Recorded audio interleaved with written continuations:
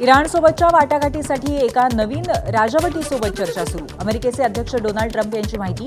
जर कोणत्याही कारणास्तव करार झाला नाही आणि इराणनं होर्मुझची सामुद्रधुनी खुली केली नाही तर इराणचे 20 प्रकल्प, तेल विहिरी आणि खर्ग बेट पूर्णपणे नष्ट करू, ट्रम्प यांचा इशारा. अमेरिकन लष्करी विमानांसाठी स्पेनचा हवाई क्षेत्र बंद. इराणशी संबंधित कोणत्याही लष्करी कारवाईसाठी हवाई क्षेत्र किंवा लष्करी तळ वापरू देणार नाही, स्पेनच्या संरक्षण मंत्री मार्गरिटा रोल्ब्लेस यांची माहिती.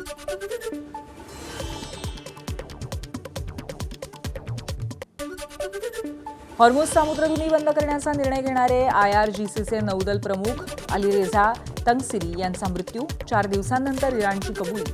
तर सर्वोच्च नेते खामेनींच्या मृत्यूनंतर तंगसिरी हे मृत झालेले तिसरे मोठे अधिकारी आहेत.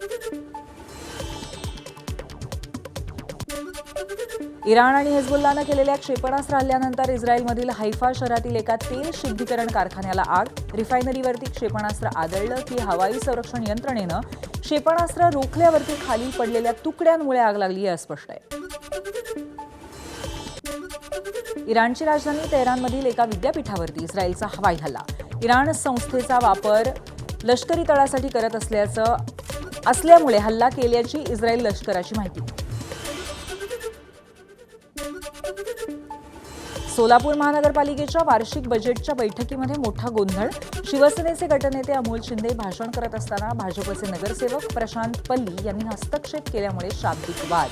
अमोल शिंदेंकडनं प्रशांत पल्ली यांच्यावरती धावून जाण्याचा प्रयत्न. अकोला महापालिकेच्या सभागृहामध्ये गोंधळ. महापौरांनी केलं तब्बल 16 नगरसेवकांचं निलंबन. काँग्रेस आणि ठाकरेंची शिवसेना आणि वंचित बहुजन आघाडीच्या नगरसेवकांचं निलंबन. महापालिकेमध्ये 50 खोके एकदम ओकेच्या घोषणा.